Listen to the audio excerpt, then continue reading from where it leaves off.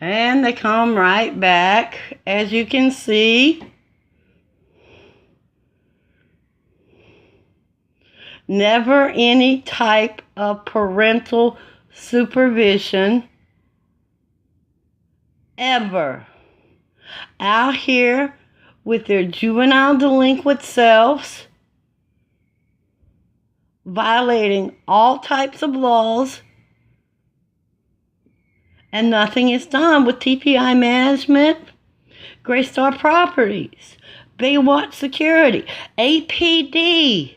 No one will enforce these laws. The parents should be held accountable for their animalistic behavior. See? That's Tiana and Naya. Banging on the doors, you can hear. That's the third time in the last 5 minutes.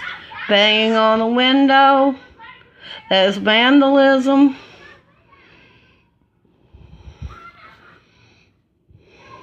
Peeping, creeping, harassment, disorderly conduct,